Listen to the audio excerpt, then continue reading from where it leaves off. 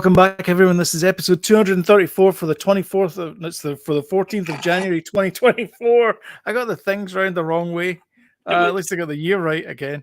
My name's Sloan Kelly. My name's Jody Kelly. Did I mention taking your medication? You're not taking your medication yet for the podcast. Hold on a minute. Yeah. So to lie down, dear. Was it what was it Phil Collins used to say? We're going to play for a couple of hours, well, at least until the drugs wear off. I'm allowed to say that? We're 35 seconds in, I've mentioned drugs. Damn it, I've mentioned it twice. Damn it. There you go. Mm-hmm. Well, we can now no longer monetize. Yeah, exactly. I do apologise for last week. I was a bit tired. Yeah, you were a bit sleepy. Yeah. So we were talking earlier on, and just before we went live, and I said, Jody, towards the end of the podcast, let's, can we go home now, please? It was a very long podcast, so let's make this one quick. It was, yes. Last week was very, very long because of reasons. But have you had a good week? We've got snow now. We had wind for the last week. Yeah, I heard that. But we've got a bit of snow now. You've got a bit of wind as well. You better. Bit of wind. Better see the doctor with that. Yeah. Aye, it's nothing like you've got. It's fine. Aye. We're talking weather. We are talking weather. Enemy's out in Scotland just now, obviously. So I'm here by myself looking after the cat. Good for you. Well he needs to be fed every minute of every day. And if he doesn't, he just screams at me and then bangs the door. Well, give yourself a pat in the back. Thanks. I know. Well done. I'm doing well. Aye, you're hanging in there. Good for you. I'm a fur parent. Yes. And you've been shoveling snow as well, I hear. Well, actually, a bit of a lie. I wasn't shoveling anything. I was using my snowblower today. Oh, well, whatever. Well, you're better using that than a shovel. Yeah, because I don't want to go and then be found frozen like green boots. Exactly. Some marker. What do you call him in The Shining? Jack Nicholson. Oh, yeah, Jack Nicholson. In the middle of the maze, like that. Exactly. Yeah. Well, at least it cooled off. Good old Jack. Shall we talk the tea? Do it.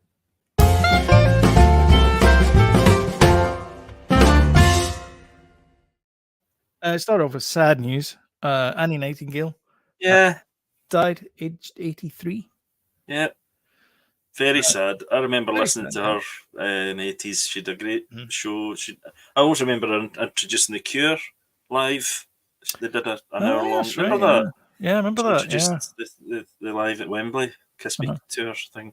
Yeah. And the other stuff, she's just brilliant. She was great. She was cool till the end. I mean, look at her there. She looks great. I know. Super, super cool. 80. I couldn't believe she was 83. Actually, I know. Neither could I. That was the thing that got me, was that because I don't know. She always seemed like she was like late 30s. Well, yeah. Forever. I mean, by the time the 70s rolled around, she was late 30s. So by the time we were listening to her, she was in her 40s. Yeah. I mean, she was still dressed in this like that cool, very young, young kind of thing. But I didn't think she was 83. No. I thought she was maybe late 60s or something, you know. So I was about to say gone too young, but 83 years old. She joined Radio 1 in 1970 along with other people who will not be named. Alden. And she was there for like 12 years or something, so 82 or something. I think then she moved to Radio 2. I think after that. Yeah, that's what happens, really. That's usually what happens, isn't it? Yeah. Steve Wright happened to him as well. Yep. Is he not on Radio 6 now? No, he's not on Radio 6. Radio 6 is an alternative kind of. Is it? Show, I don't know. Broadcaster. No, great. You know, she's a legend, isn't she? Yep, absolutely. Bless her, me Annie. Yep, me Annie Nightingale. Good news on the Star Wars front, though. Oh, James is a wee comment there. Oh. Poor old Annie. Poor old Annie, indeed. I know. Hello, James. Oh, Happy New Year. Happy New Year. Well, I've said Happy New Year. I haven't said Happy New Year to him. So, Happy New Year, James. Sorry. The Mandalorian and Grogu is the name of the movie. A Star Wars story. I don't know if it's a Star Wars story or whatever it is, but the Mandalorian and Grogu is the name of the movie that's happening. Does that mean we're not going to get season 4 of the Mandalorian then? I've got issue with Bless you. this. I've got Oh, right. Issue. Right. Sorry. issue with this title. Uh-huh. The Mandalorian and Grogu. Yeah. You know, that's just Disney going, let's sell more toys, isn't it? This is what do they There you call go. it? Search engine optimization. James agrees. The movie sent, yeah. This- But it's Do you think that's a working title? I hope so. well, it's not working for me. Hey, It's way over there, that thing. It's a pretty still naff going to title. season 4. Oh, there is. Listen, I want to see this in the big screen though, and it will probably be a wee side eventually going, because obviously they were, they'd finished what they had to do by Yeah, season 3. So this might be the kind of opening section of for season 4. I'm imagining. I mean, it's a good advert as well, because obviously the Mando and Grogu, probably kids bought Grogu because it was cute, but they never watched the series. Now they're that little bit older, they'll go to the cinema to see it, and then it's an opening in to watch the season 4. Would it not be better to be called like the continuing adventures of Din Djarin and his son Grogu Djarin? Or Grogu Din, isn't it? Because it's Din Djarin. Djarin is his first name. A great title. There's James there. Happy New Year to you, James. Happy New Year, sir. Good to see you. 2024. So it's going into production this year, which is good. Which means we'll see it in 2026, or unless Warner Brothers buys them and then just shells it for tax reasons. The good news about it though is Jon Favreau's directing it, and not I thought it was going to be Dave Filoni. But did everyone not think it was going to be Dave Filoni though? Was that not announced? Everyone said it was going to be Dave Filoni who was going to produce and direct it. Yeah, but so now it turns out it's Jon Favreau. I think I feel better that it's Jon Favreau. I'm a bit worried because obviously he's never done any good kids movies. Aye, right. It's in safe hands with Jon Favreau. Yeah. Maybe Dave. I don't know, man. I don't know why they've changed. They definitely announced it as Dave Filoni. That was his first directorial movie debut. I know he's directed some of the episodes, obviously, but it's a bit risky.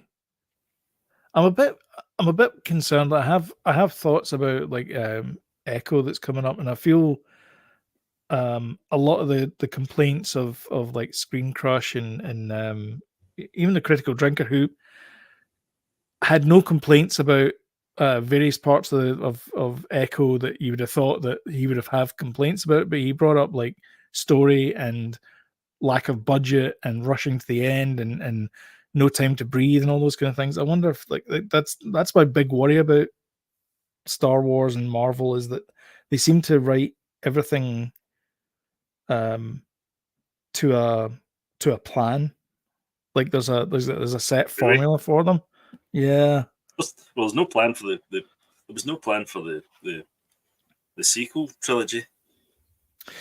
No, there wasn't. No, there should have been, but there wasn't. I mean, I don't know. I don't quite know what you're getting at there, but Mando had a plan, and you want a plan.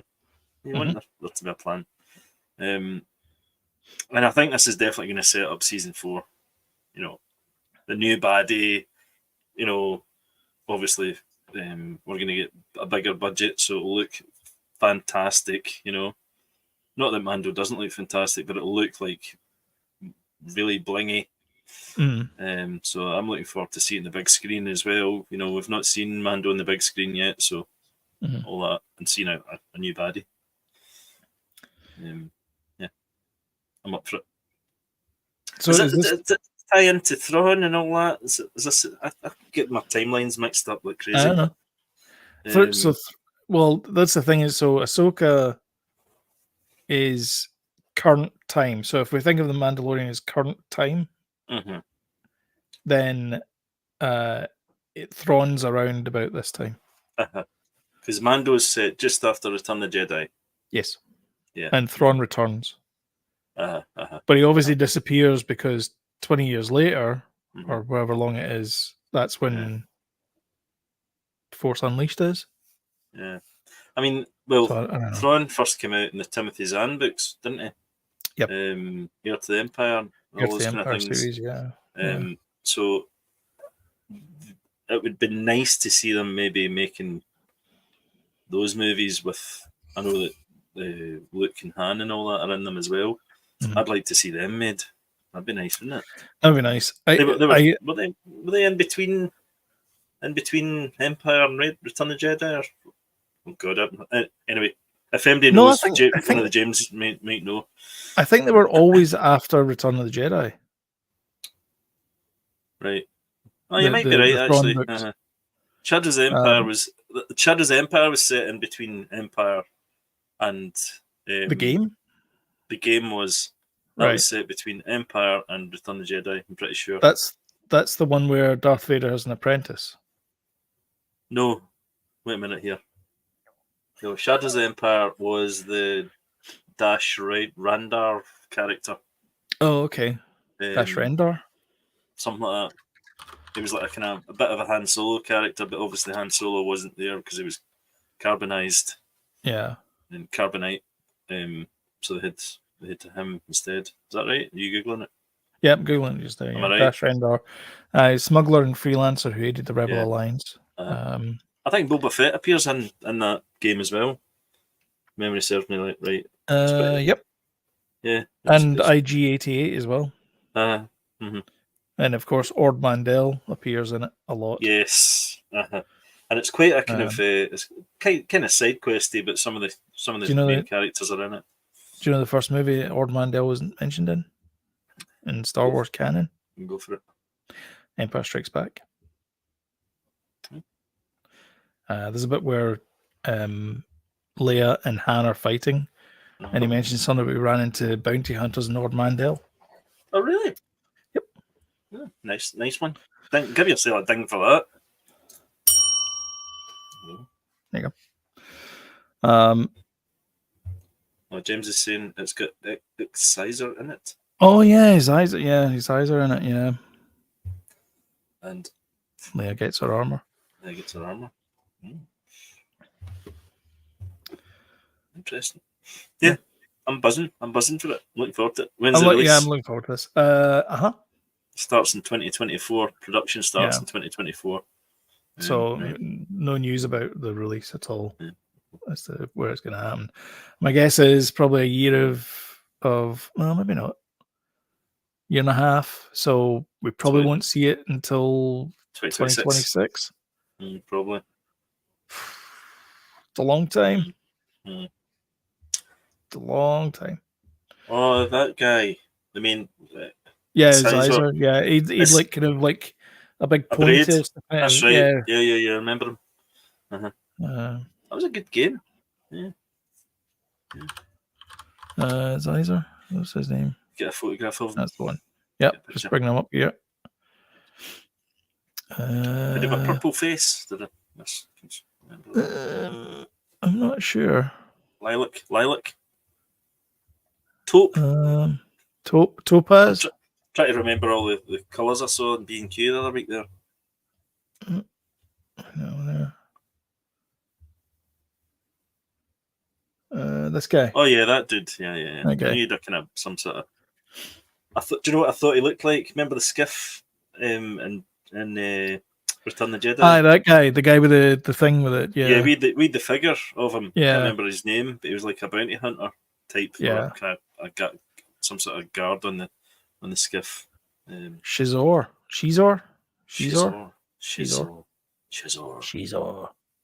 Good baddie. Looks good. Looks cool. Yep. I'm digging it. Ghostbusters.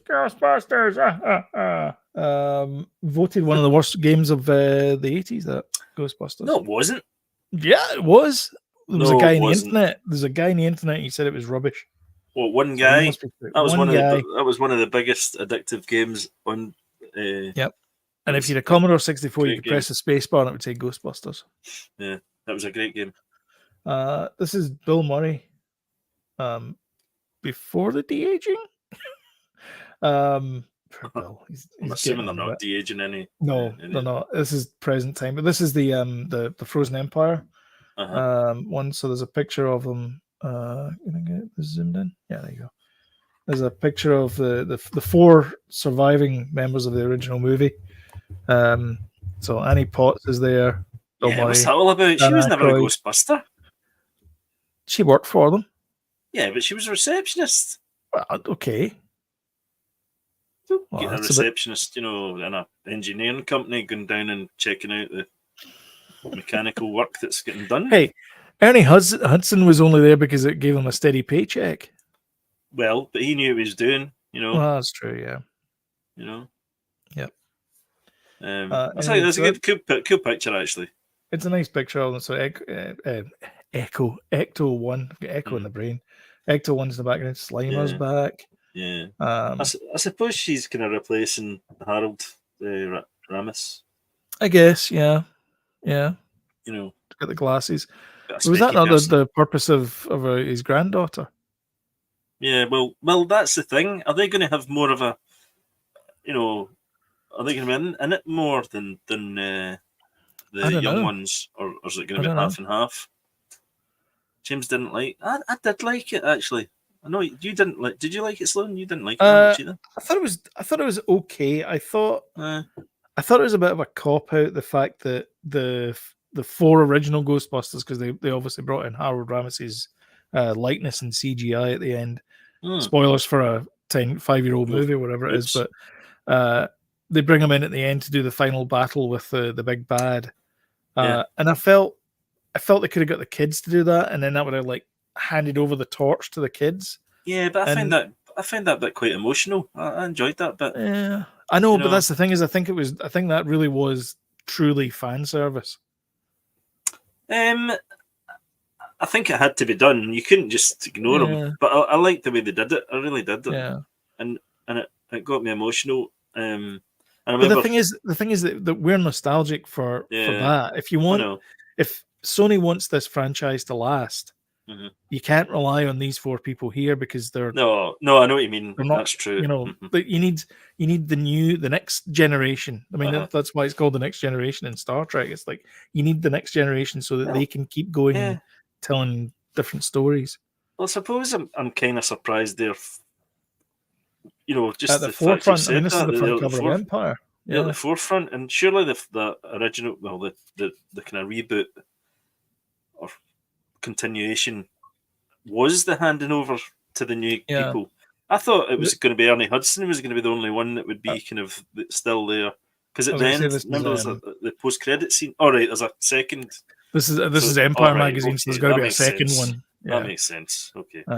So they get Finn Wolfhard, some guy that was in Ant-Man, and the other 2. The Rudinator. I want to say, oh God, what's her name? Anne Hesh. She looks like Anne Hesh. It's not Orbo, is it? It's definitely not Anne Hesh. Good old Anne Hesh, by the way. Jeez, I know. Wow. Yeah. So this is them. I don't know why the older people have got these traditional boiler suits, and the new guys have got they've got kind of fire. It's like the trainees or something. It's almost like a fire. The jackets the firemen wear in New York. Yeah, like one of those. Yeah, they get the big axe, the breakdown axe. Well, they don't need axes for ghosts, do they? No, I know. Just need their no. So they've got a big thing up there, and they've got a drone because obviously they're more technologically advanced than the old ones and stuff. So yeah, I'm up for this. It was cool. When's it out? I don't know. Frozen Empire. I mean, it's nice the fact they're going back to the firehouse and all that kind of stuff. And where are we going here? March 22nd. Yeah. I was going to say it must be out quite soon. So a couple of months. Trailer looks good though. Yep. Yeah. So Annie Potts is back. William Atherton's back. Oh, cool, man. As Walter Peck. He was an a-hole. Yep. And Die Hard as well. Yep, he was. Did you get that? And who else is it? Carrie Coon. Oh, I guess okay. So she was in. Oh, she was in Fargo. Well, she was in the original Fargo. The new one. Show. Yeah. The last one. Yeah. Anyway, right, we better crack on here because we're going to end up doing what we did last week. No. The reboot in The Office. This is a weird one. This one. So Greg Daniels is in talks with NBC and Peacock, to rejuvenate The Office idea. So it's not going to be the same characters. It's not going to be like Michael Scott coming back. Yep. But it will be the same thing. Where it will be a mockumentary type thing to try and rekindle. It's basically The Office, the next generation. That's what it is. Well, that'll be the third time then that The Office has been rebooted. Obviously, the original with Ricky Gervais, then the American Office, and then rebooted again. So we're going to get a female boss this time, do you think? I think you're being very American-centric. Is that the way that several incarnations of The Office. Is there really? Most famously, the Russian Office. Never. There is, yeah. Mm-hmm. Well, no, it's not Putin. Putin's not the star of the show, is he? he's the boss, yep. The Office. Imagine. International versions, there is, here you go, La Job. Wow. Canadian French language comedy series set in Montreal. Never even heard of it. There's a Chile one, Czech Republic, Finland, France, Germany, Greece, India, Israel had one, Poland, Saudi Arabia, Sweden. Wow. No wonder Ricky Gervais is absolutely minted. And no Russian. So there you go, I was wrong. Crikey. All right, there you go. No Russian. Why did that pop into your head then? I don't know. I always thought they had a Russian version of it. Maybe it's the Polish version I heard. And the mistake of a Russian. Sorry. Yeah. So you should be. Should be. Yeah. Oh, the German one. There was a German one as well. So it's the Americans though are going to be doing this. No. There was one announced, but it was never produced. All right. There you go. Okay. So I was right. I was right. Technically, I was right, and technically is the best form of right. I was technically right. Maybe I'll save that pat the back. Yeah. So this is an American reboot, though. We're talking about. Yes. So this is Greg Daniels, who did the original reboot in North America. I'm going to say America. Yeah, I'm going to say it's definitely going to be a female boss then. But they had that in later seasons because Catherine Tate was the female boss in later seasons. Oh, see, I never watched it late on. I think James Baker.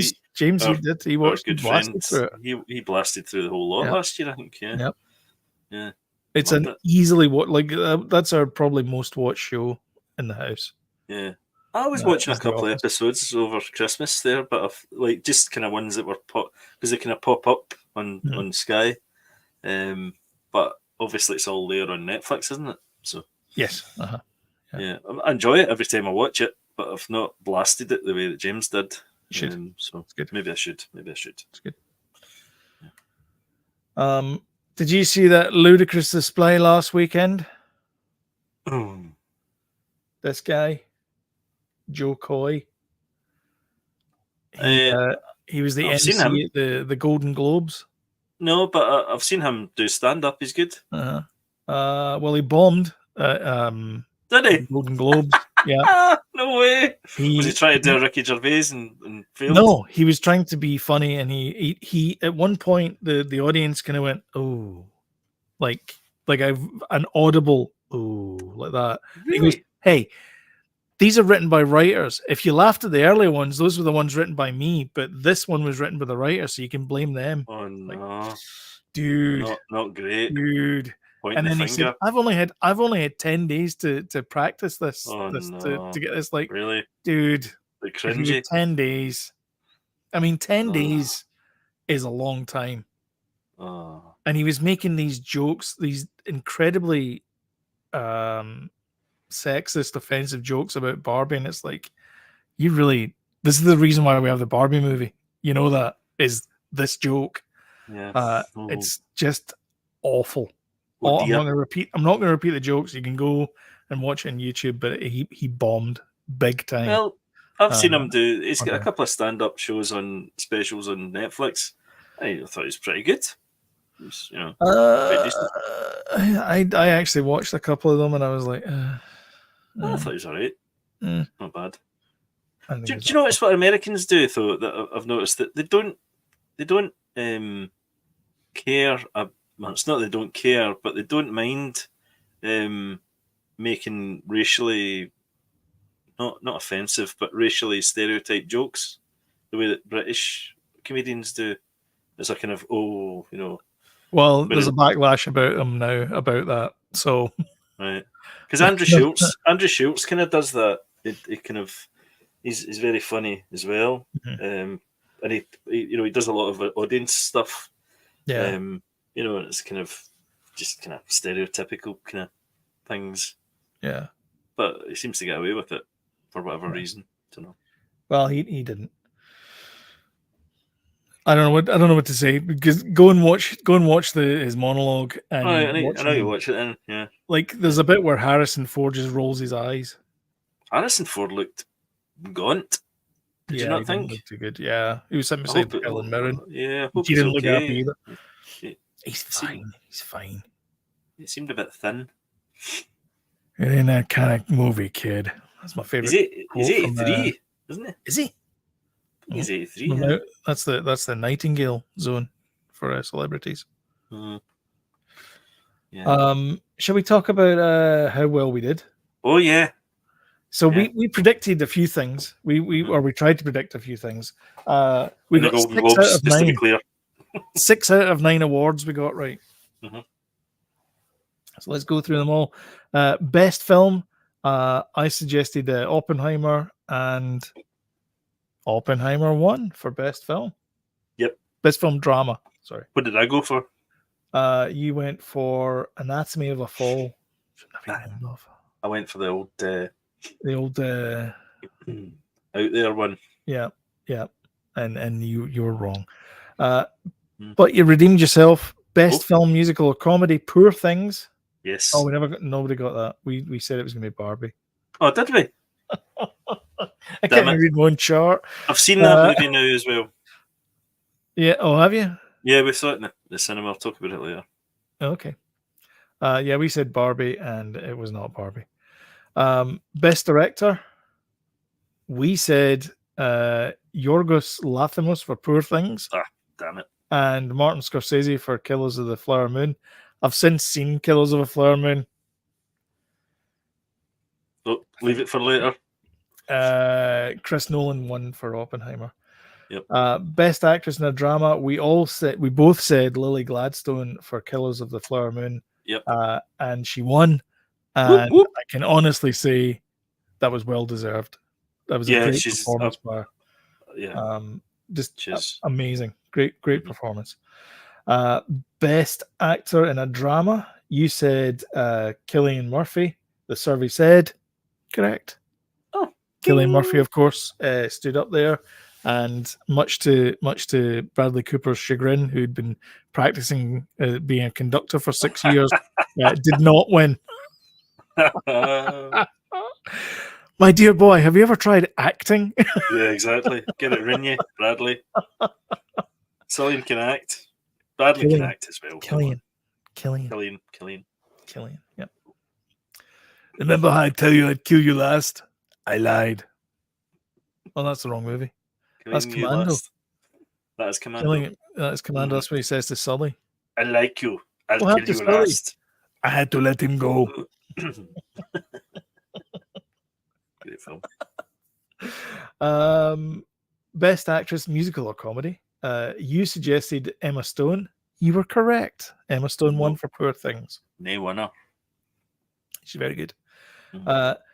Best actor in a musical or comedy. I suggested Paul Giamatti because I said it's about time he won something, and lo and behold, the Academy list or the Hollywood Reporters listened, and he won. What did that say? I can't read that. You said Nicolas Cage. Ah, Nicky. Come on. It was Paul Giamatti. He was going to win. Yeah, I know. Best television series. We got this wrong because we put in stupid. It was my fault. I put in the wrong answers to the category. We didn't get this at all. I thought it was best TV series, musical, or comedy, and these were the nominees. And this wasn't. It was actually these are the nominees for best television, limited series, blah blah blah. Anyway, Beef won, and we did not guess that. We I've guessed still Fargo. not seen that, but I do like the look of It's it. on Netflix. Yeah, I know. Why have you not seen it? Ali Wong, she's great. Yeah. So I don't understand. And why you I haven't. saw it on Gogglebox. They reviewed it on Gogglebox. Yeah, and they all enjoyed it. I think it looked good. it did. It did. Yeah, it's passed me by. Best TV series drama. I suggested Succession with my man from Dundee, and it was my man from Dundee. Succession won. So there you go. Best supporting actor went to some guy from Succession as well, didn't it? Was it? Oh God, what's the best guy? supporting actor? Kieran Culkin. No. Oh no, the other guy, the Scorley guy. Yeah. That guy. Yeah. Kieran Culkin's good though. He's good in it. They're all good in it though. They're all good in it. Brian Cox is magic in it. Yeah. I love it in here. Oh, that's great. So yeah, we did well. Let's see how we do for the Oscars. It's not going to go well. But let's learn from our mistakes. I'm predicting Oppenheimer's going to sweep the board. Then, if that's the case. Because what's his face? He won Best Supporting Actor, didn't he? Robert Downey Jr. Yeah, did that. Aye. Yeah. So can I just have a wee break? Sure. I'll put the old card up. Just a minute. Thanks. Right. Give us a wee second, folks.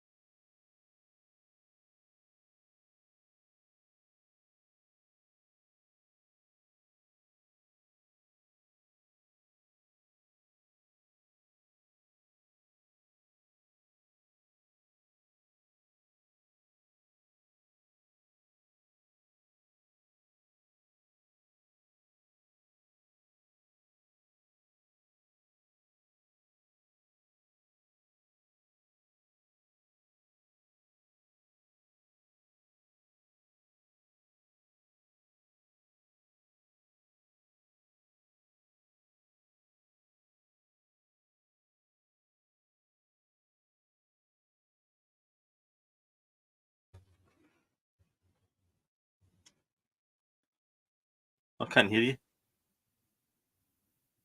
I'm bringing this story up because that's better. You're what, dear? I'm bringing this story up because I'll buy the scones. Yes. No, you put your purse away. Right, yeah. Because the NFL is quite a big thing, and they're talking about expanding into Europe as well. So that's why I think this is quite a big story. ESPN, which is the sports arm of Disney, have said that they want to take the NFL network and all the shenanigans of that under their own umbrella, and basically corner the market essentially on NFL stuff. I thought Disney were selling all these things off, though. So did I. But apparently, that's all those analysts were wrong. Because the story that's coming out now is that NFL and Disney are in talks.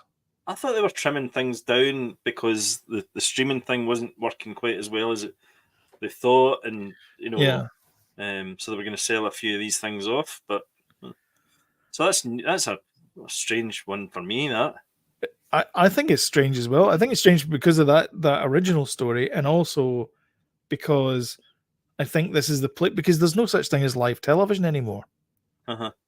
Unless it's sports. Yes. That's the only thing that people watch live television for. That's true. And so if you want to get that live, because people are glued to the TV every Sunday or whenever, like whenever NASCAR's on or whatever it is, they're glued to their TVs watching it, and they can't do anything else other than watch adverts. Uh-huh. And it's I prime mean, viewing. yeah. The NFL is the biggest sport franchise operation thing in the States. Yeah, it's not quite And, translated to the world though. Not quite yet, but they're working on it because they keep doing games across in London. They're talking about expanding know. into Frankfurt and Yeah. all those kind of things. I mean, they did have a European Football League. Well, they do. I think they do. They do 2 or 3 games in the UK, don't they? At Wembley. Well, Wembley. In fact, the Bills played. Is it not Manchester and Wembley? No. At Tottenham Hotspur Stadium. Hotspur, was it? Yeah. I knew there was another stadium. It wasn't just Wembley. Mm-hmm. I think they do 2 or 3 a year. Yeah. Just to kind of go, yeah, we can call it the world. Yeah. It's exactly. Yeah. Super Bowl. It's not really. No. It's not really. I don't know. I mean, we get ESPN, or we used to on Sky Sports. Mm-hmm. Maybe because Disney own it now, we don't get it, or I don't know. Don't know how it works actually. Because do you remember when Disney Plus first came out? Because Sky had a Disney Channel, and there was also Disney. There was a kind of teen Disney, thing as well. It's called Disney. Anyway, there's a couple of Disney channels. That's why we delayed. You guys got Disney Plus before us, because there was kind of contractual things between Sky and Disney. So we got it a few months later. Like 6 weeks or something. Oh no, it was well after Mandalorian. It was because for Mandalorian, I was not going to wait for that, so I managed to acquire it. Shall we say somehow? I mean, you pay for Disney Plus, so I mean, I think it's fine. Oh yeah, man! But I was not going to wait like 6 months, for Mando. Exactly. Yeah, because it was February. I think it was when the contract went up. It was just, the spoilers would have been up there. And, oh yeah. Do you know why that happened to me? Because that I don't want to. I always want to see something first now, in case I see spoilers. Especially something like Star Wars. It's a big event for me. It was The Empire Strikes Back, and we did not go and see The Empire Strikes Back when it came out. We went to see it in a double bill, remember? In air. Okay, yeah. And that was the first time we'd seen Empire Strikes Back. But all the kids had seen it, and they spoiled the spoilers, folks. That for a 40-year-old movie. the Darth Vader "I am your father" scene, and the Yoda thing. Really? Yep. So ever since then, I was like, right, I'm not having Star Wars spoiled for me ever again. Oh, yeah. And that's your villain origin story, is it? Yes. Okay. So I've systematically went around and pummeled these guys out of the ground that spoiled that for me. That's not true. They're all dead now, though. But not to do with me. You just avoid heavy spoilers. Oh my goodness. Oh dear. Oh dear. Oh dear. Oh dear. Martin Scorsese was awarded something. I don't know what he was awarded that was for. Nice. He was reunited with Daniel Day-Lewis, who he's done 2 movies with. So he's hardly De Niro, DiCaprio type level, but he's done a couple of movies with him. Oh yeah, Age of Innocence and Gangs in New York. New York, yeah. But they obviously had a bit of a rapport because they enjoy working together. Maybe it's just not worked out, like time wise and all that, schedules and things. These things happen. But Marty here seen standing in a 2-foot hole. He's a very short man. Short guy. I can't even spoil. Oh man, Killers of the Flower Moon. Anyway, there's a bit. Daniel Day-Lewis is only 5'2" as well, so he must be really short. Daniel Day-Lewis is not 5'2". How tall is Alexa? How tall is Daniel Day-Lewis? Daniel Day-Lewis is 6 feet 1 inch tall. 6'1". There you go. Oh, that's David. And here's more related to that. I don't want any more related to that. Hello, David. Hello. Hey, David, who would win in a fight, Rey Skywalker or Master Plune, whatever his name is? It's a joke that we were having earlier on. Oh, I see.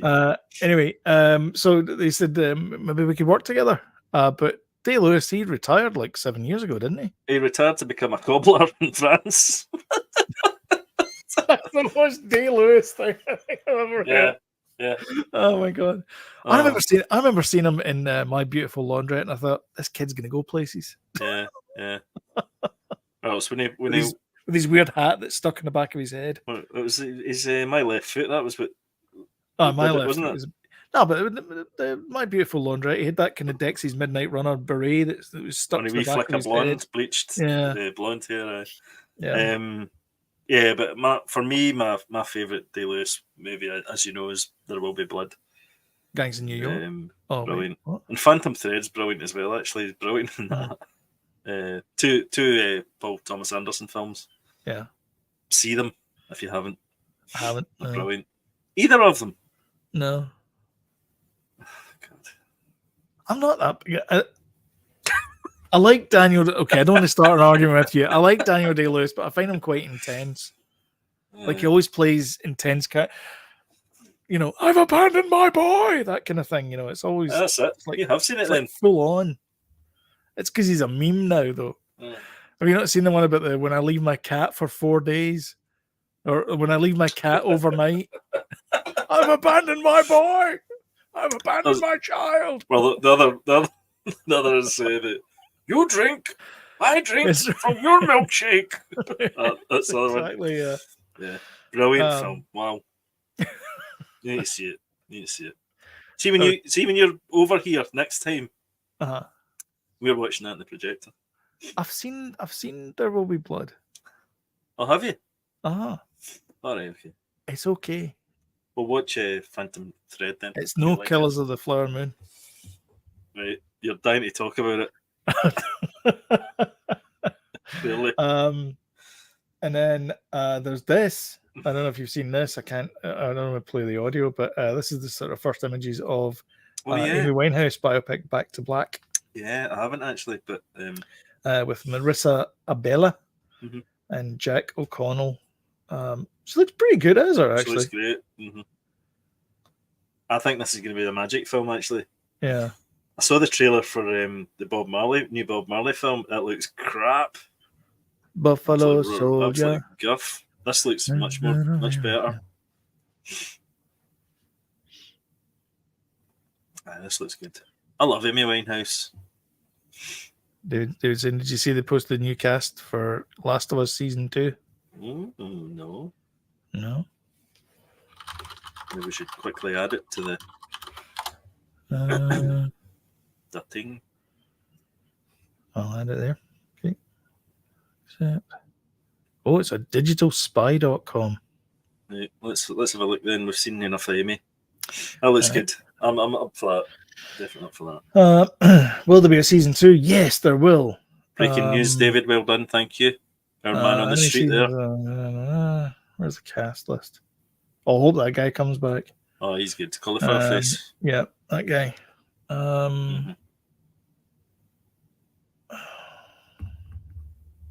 Pedro Pascal's in it.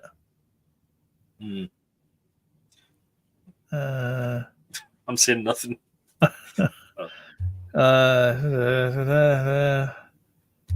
Place. Both events took place in Last of Us Left Behind, a downloadable expansion to the original game. I don't know. I'm getting nothing from this stupid article. Jamie McCarthy's in it. I don't know. Well, what to do is then, as clickbait, we'll put that we've. Do you know what I absolutely abhor, and it is a waste of server space, is these articles that say Last of Us potential release date, cast and plot, and everything you need to know. Last of Us, and then it says The Last of Us is a television program from Sony Entertainment Pictures Studios, and it was broadcast on HBO Max. HBO Max is a service, and it goes in through all this crap that you don't need to know. And then it tells about like Pedro Pascal, who was also in The Mandalorian. It's worse than us talking about something. It's the most non sequitur stuff. Let's not talk about it then. Let's not talk about it. In fact, let's just ignore it. Let's not bother watching it. I don't want you getting wound up. That's right. But let's calm yourself. Let's talk about what you're watching.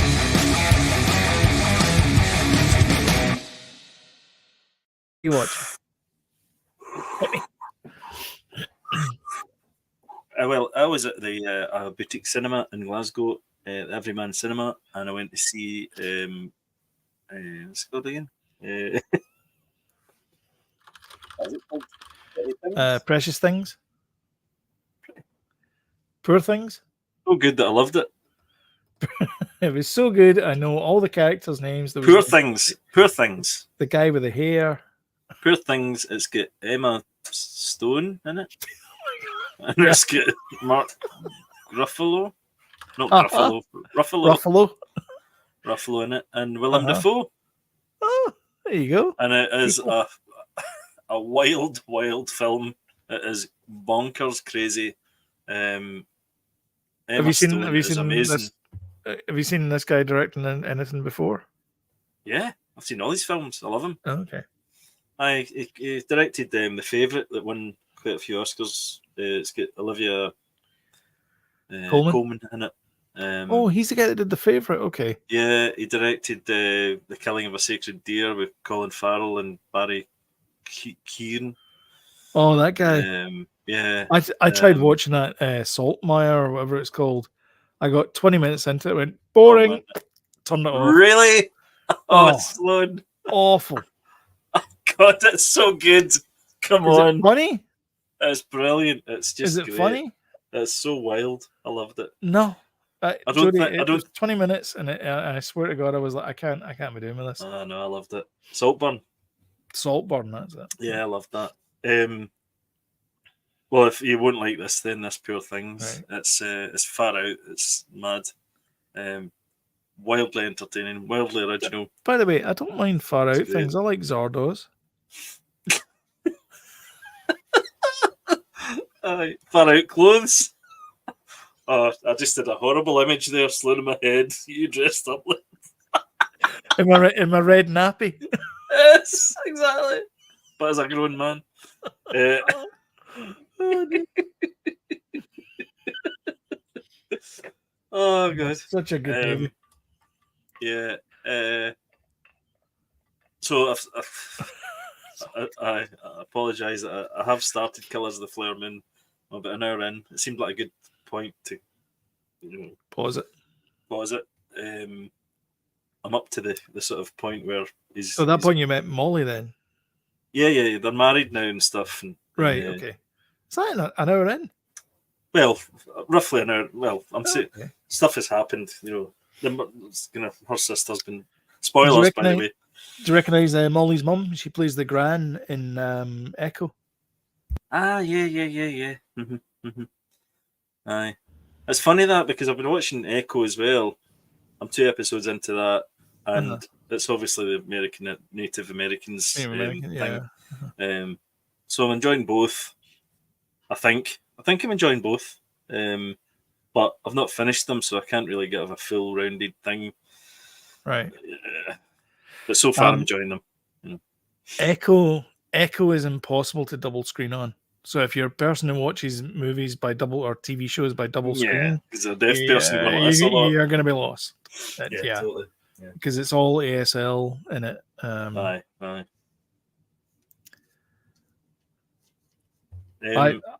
David's asking if sorry. I didn't actually, but I do know the kind of what happens in it. But I did play the first one. I didn't. No. Doesn't surprise me. I don't care. Adam Sandler wasn't in it. So.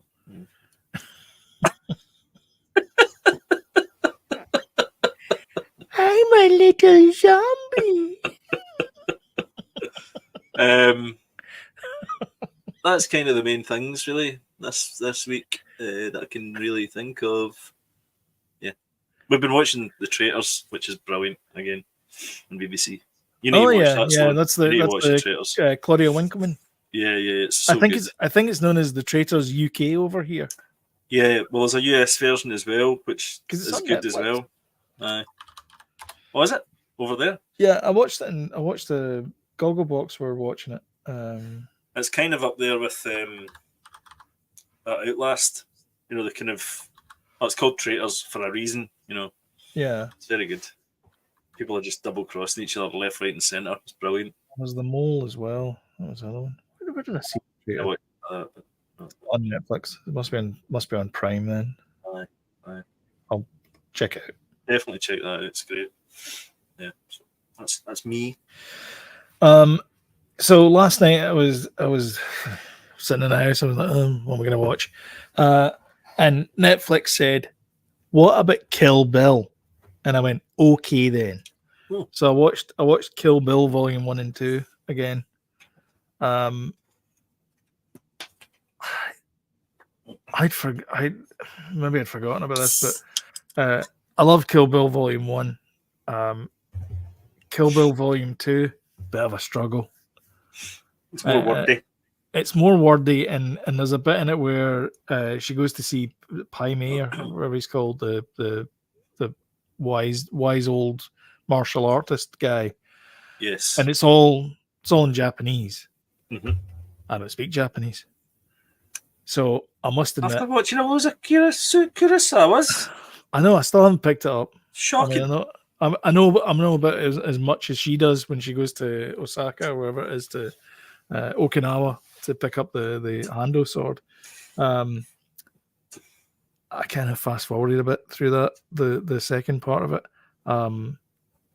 But I really like the first one. I think the first one's great because the 88s, that fight scene. Yeah. And the music in it's better as well. Yeah, the animation part's good. That's in the second part. Was that the second? second That's part? in the first. You're right. Sorry, that's the one. first part. That's the first Aye. part where they talk about Oren. Yeah. Our backstory. Yeah, the backstory. Yeah. It's the second part's fine. It's just there's it kind of dips in pace in the middle, and it just needed a wee bit more kind of pep in it. Yeah. Like the initial fight scene with her is great, but then there's a bit where he basically berates her for like 20 minutes, and you're like, oh, this is tiring. Yeah. I kind of fast forward that. But I would. Quentin Tarantino definitely needs. You could argue he needs an editor because he just keeps everything in. Yeah. But at the same time, I do enjoy it. What would you cut out? Because some of the dialogue's really memorable. It's really good. Exactly. Yeah. And there's bits as well, like in Once Upon a Time in Hollywood, where it's like, what would you cut out of there? But you could still. I don't know. You could argue that you could cut out just him, feeding the dog or whatever. Well, then that wouldn't make sense until later on. Yeah. When he does the whistle and how obedient that dog exactly, is to him. Do you know what I mean? Exactly. So yeah. I think at the time, cut this. But then again, you got it. But again, he understands the medium where it's that you've got to show that this guy's a loser. But is he a loser? Like you've got to he's a loser, but he's good at what he does, and so you got to kind of show that as well. And I think he does a great job of it's a real doing feel-good that, film. especially in that. It's funny to say, but it's Once Upon a Time in Hollywood is a feel-good film for me. It is. It really is. Yeah, I put it on in the background. The scene with the wee him and the Leonardo DiCaprio and the wee girl. Starts the wee girl where she's at the start of her career. You could cut that. You could cut that out, but. But then again, it doesn't. But that's a beautiful moment because it's two actors talking about their craft, and then one at the start, pays one off at the end of their career. Yeah, and it pays off later on because there's a bit in it where I think he has to slap her or something like that. Yes, and then after the scene ends, he's like, "Is that okay?" And she goes, "No, you're brilliant. That was fantastic. That was the best ever." And I really loved the way that you did this, and like they have this like really nice professional moment together. That's right. And because the music goes all sinister when he does it. And it's in the show, and the kind of confines of the show. It's brilliant. Yeah, he's so clever. But yeah, I watched that. Good for you. I mean, yeah, good one. Good shout. I watched Killers of the Flower Moon, which I can't talk about. Well, you can talk about it a bit. What's the point? I don't know if I want to know if you enjoyed it or not, though. I'm not going to mention it, but I'm not going to mention whether we can talk about that. You can watch it for next week. So then of course. Okay. Yeah. I thought Leonardo DiCaprio was at times unrecognizable as Leonardo DiCaprio. Me too. Me too. There was bits in it where I was like, who the hell was that guy? Oh shit, that's Leonardo DiCaprio. See the first scene when he's sitting on the train or whatever it is, he's sitting and he's sitting with that scowl. I'm like, yeah, he does this kind of thing with his mouth, and it just kind of like his entire face shape. I think he's got teeth. Oh, maybe some sort of teeth thing and some false teeth or something. You know, something. There's something there. Some prosthetic or something in there. Maybe. Absolutely brilliant. I thought the cast were absolutely fantastic. Like every person in that cast was amazing. I thought De Niro. I'm glad De Niro was playing his age. I know. In this, he's great in it, and he's fantastic. And he's this horrible, spiteful, vindictive, manipulative piece of crap, and he plays it beautifully. I get the feeling that the guy Ernest is a bit simple. Yeah. But he plays it really well. Because there's a bit in it where he says, De Niro says to him, "Are you listening to me?" He goes, "Yeah." He goes, "Are you understanding me?" He's like, "Yeah." He goes, "Can you look like you're understanding me?" I actually think that must have been. Do you not think that was probably improvised though? I don't know, but there's a lot of bits in that movie. And I was watching. I'll get to it in a sec. Benidorm. There's lots of bits in that movie where it felt more natural than anything else. Like it felt very, very natural. There's a bit where Molly's in the back, Ernest is in the front, and he's the cab driver, and he says, "Oh, I thought you said it was Indian for handsome devil," and she laughs, and it's very natural. And I think that they've admitted that was like an improv thing because she didn't realize he was going to say that. Right. So there was all these kind of bits that went on there. The cast is amazing, honestly. Every single person in there, not a bad like. There's a lot of very older actors in it as well that are absolutely terrific. The guy, what's the most you ever lost on a coin toss? That guy's in it. He plays the banker guy. So it is. Yeah, brilliant. He's such a natural scene in No Country for Old Men. Exactly. That's a great scene as well. And then the guy that played Cam's dad, he's a character actor. He's been in hundreds of things. He's in it as well. He plays the sheriff, I think. But yeah, the supporting cast are amazing, and it's really good. I like the way that they speak Osage just enough so you don't quite know what's going on in certain scenes. So they can pay it off later on. And I like that the way they've done that. So I watched that. I watched talking about ESPN. I watched an ESPN documentary this week, Four Falls of Buffalo, which is about the Buffalo Bills, my local team, and it's the four times they went to the Super Bowl and came back empty-handed, and they did it 4 times in a row. And it's a tragedy. It's go Bills, really not go Buffalo. Go Bills. Exactly. Go Bills. Go Bills. Go Bills. It's great. Jim Kelly's in it. Dermot Thomas is in it. So all the main sort of cast of that squad are in it. And it's great. It's brilliant. It's really good. It's a great documentary. And I have to say that the 30, I think it's the 30 for 30, the documentary series. It's called. Every single one of them is a winner. I know you guys like watch a lot, like you and James watch the basketball documentaries. The football ones that ESPN does are just chef's kiss. They're so good. Last Dance was amazing. Yeah, terrific. I can't watch basketball though because I watched a brilliant. What's the squeaking? I can't do the squeaking. I know what you mean though. I can't eat green, long green. You know what those green beans? Because it's like eating packing chips. Yeah, I can't do it. Yeah, asparagus.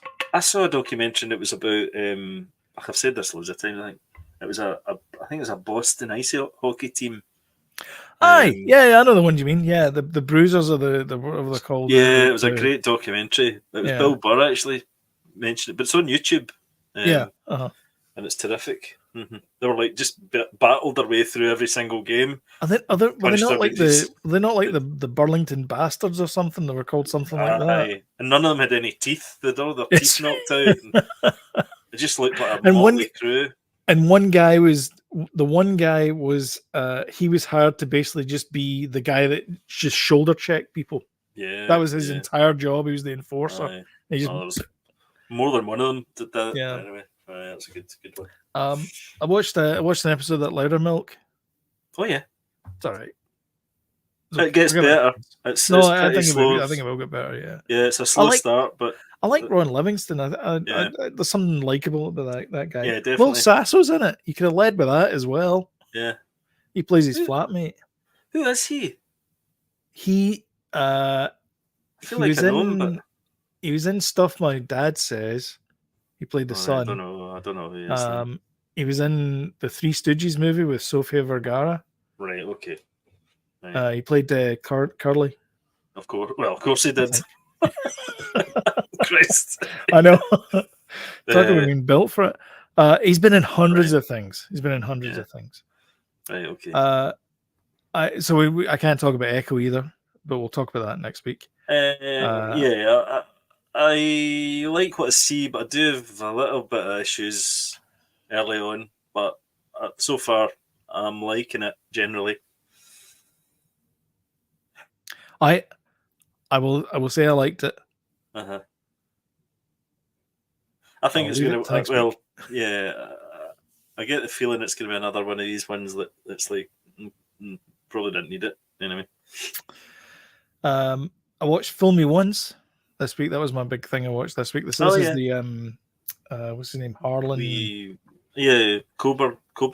Harlan Coben. Yeah, Harlan Coben. And Richard Armitage was in it as well. Shock. I know. I feel like they're all a bit samey. They're all a bit samey. This one was the most confusing of all of them. Because it was remember that thing that you believed at the start of the thing? Well, that's not true because this other thing happened. And you're going like, where was the evidence in all of this? Exactly, and then they bring out a switcheroo. That had nothing to do with anything. Yeah, exactly. The most non sequitur switcheroo ever. Yeah. The detective in it is really good. I liked him. He's played by. He is good. The guy's got a lazy eye. That dude. Yeah, Adil Qatar. Yeah, he's good. Adil Akhtar. Sorry. He was in. That comic book thing. Damn it, I can't remember. They did a remake of it. Doesn't matter. He's good anyway. I've seen him before in a few things. Yeah, he was in Four Lines. Yeah, Michelle Keegan. She's pretty good actually. Yeah, she was okay. I mean, like, it was fine, but she was the one that did the aha thing. I was like, where the hell did this come from? Like it was the last. It was the penultimate episode, and it was like, okay, and then the last episode was like 30 minutes long. I'm like. Seriously. Did you see the one that guy was in? The main guy, her husband. You just said his name. Richard Armitage. Yes, him. Did you see that thing? And it was the affair thing that it was in. No, I can't take him seriously after that. It was almost like a kind of Basic Instinct type thing. Obsession, yeah, that was it. Aye, it was like embarrassing. I was embarrassed for him. Novel damage. Yeah, okay. Wait a minute, that was a movie with Jeremy Irons. Yeah. It was like a political thing where he get involved in a. Oh yeah, Louis Malle film. Yeah. Yeah. Oh, right. I didn't realise it was a TV series of that. Unnamed medical doctor turned politician called Dr. Stephen Fleming in the Louis Malle film. Yeah. It's embarrassing. Right. Oh, God. Where's I was embarrassed for him, actually. Oh, yeah, there you go. Film with same names. Yeah. Jeremy, yeah, good, yeah, well done, yeah. Jeremy Yeah. Irons, Juliette Binoche, Miranda Richardson, Rupert Mhm. Graves, and Ian Bannon. Yep, there you Um, go. Kill and Damage. who else? Yep. And then Benidorm. I watched the first season of Benidorm this week. It's good, isn't it? Well, I don't know if you liked it, but I liked it. It's not laugh out loud, ha ha. This is the funniest thing I've No. ever seen before, but it's funny though because it's But it's and you Brits get- on holiday. But you can get involved with the characters, you know. Yeah, By the Mick end of season Garvey. 1, you're definitely going, right, I'm watching the next one, you know. yeah. I know that's exactly what it was like. I finished the end of season 1, and I was like, I've got to watch season 2 now. But there's loads of seasons of it. That's the problem. I think it was like 10 or something. Aye, there's tons of it. There's a itvx.com. Yes. And if you sign up for a free account, you get you got to watch the ads with Can you it. get that in Canada? Yes. Bloody With hell, this better- week's sponsor, Norv. No, we're not. Well, you're better than us because every time I click on something, it says not available in your country or something. Here's the funny thing. You need to go to STV instead. If you're in Scotland, you can't watch it. Yeah. So I go to Manchester. Well, I keep going to the. So what I did was last night was I flew over to Manchester, Aye. watched all 6 seasons, then flew back for this podcast. So That's you're all right. welcome. Well done. That's commitment. Thanks. No, I'd say something. I'm very tired now. I bet you. Yeah, it keeps telling us to go to STV, so we just keep needing to do that. So it's fine. Yeah. And that's all I can talk about. There you go. Jodie. Sorry. I'll do better next week. You better. If you liked this week's episode, then don't forget to hit the old like button and share as well on social media because it really does help the channel out. And if you want timely reminders when we put something new up, then don't forget to hit the old subscribe button and notification bell, and YouTube will send you a notification when we put a new video up. Yeah. It's as simple as that. And do you know the great thing about that is, Jodie, both those things, What's that? they're free. They don't cost a penny. Absolutely free. Absolutely free. How many things are free these days? Nothing. Only if you buy one get one free, or buy two get one Buy free. 2 get that's 1 about it, free, or Yeah. buy 1 get 1 half price off. which is a bug off. That's buy, right. Buy yes. one get one free. Yes. Or BOGO as they call it over here. Yeah, that's Buy nicer. 1 get 1. But anyway, thank you very much for watching, and we will catch you in the next one. Thanks, everyone. Bye.